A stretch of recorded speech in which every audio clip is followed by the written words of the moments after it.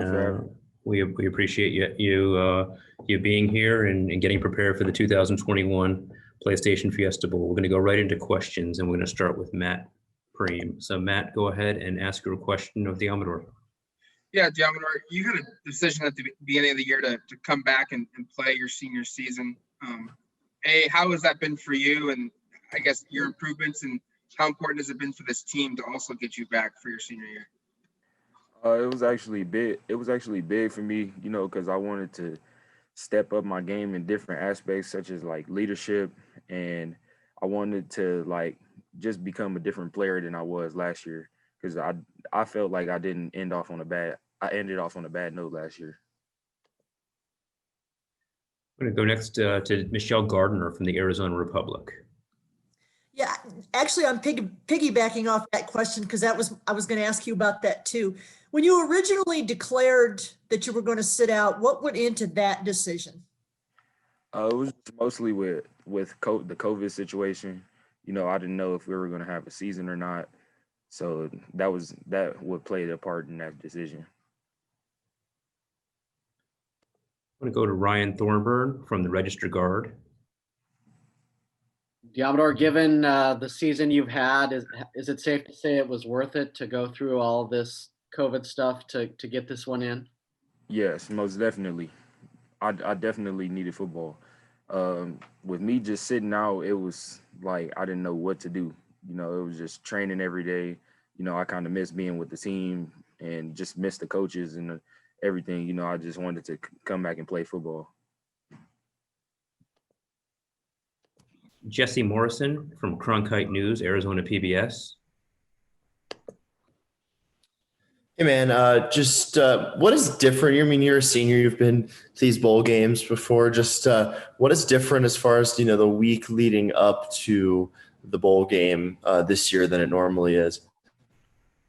I mean, it's kind of we look at it as just another game. I mean, we blessed to be here, but we just look at it as just another game and just got our head focused on 1-0, being 1-0. James Crapia from the Oregonian. I'm going to go back to that decision as everybody's been hitting on. I mean, you haven't been targeted very much this year, which I'm sure you're pretty happy about. But Thomas had talked about, I know everybody's got their own personal decisions, but Thomas had talked about part of his thinking and being that you're going to miss out on some opportunities against really good quarterbacks or against really good receivers. What was it about the opportunity to come back beyond to play? I mean, you're going to get to do that at the next level. Why was your decision to return when you were missing out on Ohio State or North Dakota State or some of those games, and you're going to have a short season? It was just mostly just trying to be a leader. Like I felt like last year I was not a vocal person.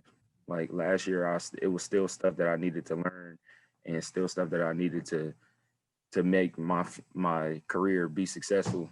And I thought that returning would have been great for me. Kevin Wade from 247. With seniors able to get the extra eligibility, are you going to take that up, or do you think this is going to be it for you? I'm not sure yet. I feel like I had a great season, but there's always some stuff you can learn and always help yourself. So that's going to be a big decision for me. Matt, I believe you had a follow-up question. What have you seen from the growth from a guy like Jamal or Mike Hale and DJ, three younger guys that if COVID didn't happen, probably wouldn't have the roles that they have right now, and just kind of the growth that you've seen from them this season?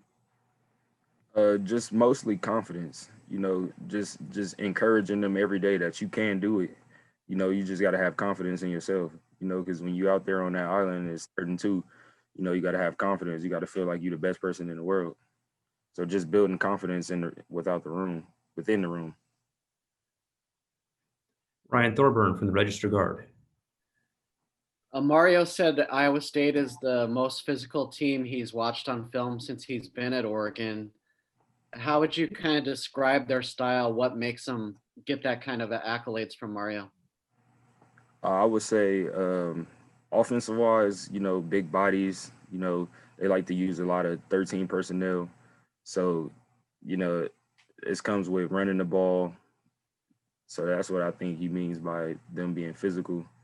But they have a lot of great players on their side of the ball. We just ready to play. James, I believe you had a follow-up question.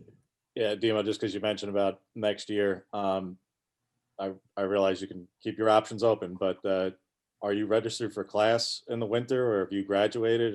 Just to clear up anything in terms of fans are going to hear what you just said and get pretty psyched up potentially. So, are you registered for class, or have you graduated? Yeah, I'm actually I'm registered for ASL class in the winter. I'll still have to finish, just one class to get my degree. Great. We'll go to Michael Swain from 247. Just curious what you've seen from Xavier Hutchinson. He's a new face on the Iowa State offense, but he's put up some really good numbers this season. He's fast, big, strong,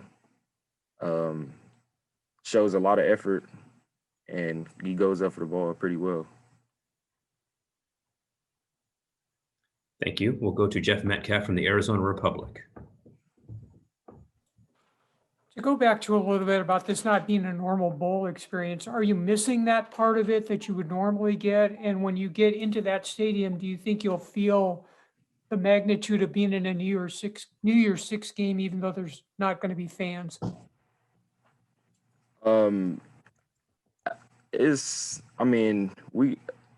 Me personally, I'm gonna miss the bowl experience, with everything doing with COVID, but when it's time to go, it's time to go, and I can turn the switch on at any time. This is the first time you guys will play in front of fans, even your families, at all this year at Oregon. Is that correct? Yes. What's that going to be like for you to actually have fans in the stadium for a game for the first time this year? And it's your bowl experience. Oh, it's gonna be fun because when I make a play, I can hear somebody cheering for me and not just my teammates and us just jumping around. So with the fans, it's gonna be fun. Warren Williamson, you're up. Hey, Didi, I want to kind of drill down into this a little bit. Was there a time during this shortened season where the defense flipped that switch? Because you had those tough games against Oregon State and against Cal. Was there a time when you as a leader maybe stepped up and you saw the maturation of this defense? Yes. After the Oregon State loss, we were pretty upset at ourselves because we felt like we could have done better, with stopping just the Oregon State offense, period. But we took that loss to heart, and then it followed up with Cal, and then we just like, enough is enough. Like, the next team we play it's gonna be bad. We're gonna give it our all, and we're gonna win this. We're gonna close it, and we're gonna finish. James Krupia. Dimo, because you mentioned you felt last year ended on a bad note, and obviously I know what you're referring to, but that kind of clouds a pretty long season of body of work that was very good. If the ASU play doesn't happen, do you come back? Yeah, I still think I come back. I believe I come back because it's still stuff that I think that I needed to learn before I even get to the next level. It was still a lot of stuff that I think I needed to learn with me only playing the position corner for like 3 years because in high school, I was a majority an offensive player. So it was still stuff about like just the position itself that I needed to learn about different offenses, how to scheme guys, and then how to scout my opponents. Warren Williamson. Didi, kind of along that same line that James just asked you, what will go into your decision and I'm not saying that you are going to come back next year, but what will go into that? What else do you have to learn that maybe that would keep you here at Oregon to play one additional year, maybe besides a full season?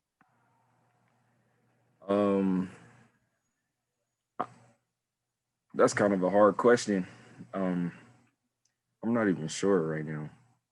Like, it would just be me talking with my family and just making a decision based off them, and just putting my heart to where my heart is when I finally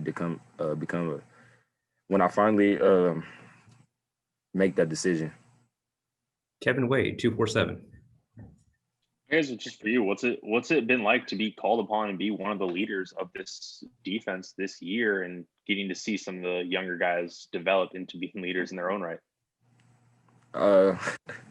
It's funny because it actually makes me feel old that I'm a leader now, you know, because I got here my freshman year and I was looking up to guys like Ugo Amadi and Arion Springs. So it's kind of weird that I'm in their shoes and like seeing what they was going through and how they was looking at me when I was growing up here at Oregon. But it's actually cool, and I wish I would have been a more vocal person like way before, because I didn't know my opinion like meant a lot. We're going to finish up with Matt Preem on the last question here. What's Rod Chance meant to you and just your development, and how has he helped you this season? He's been on me about my technique every day in and day out, and I appreciate that. You always need you always need different types of coaches, because you never know at the next level who you're gonna get or what type of person or what type of relationship you will have. But I appreciate him for that, just staying on me, making me work harder, making me communicate, just bringing me out of my shell. Great. Deommodore, thank you very much for your time this morning. Continued best in your preparations. Safe travels down here to Arizona, and we'll see you when you get to town for Saturday's big ball game. Thank you.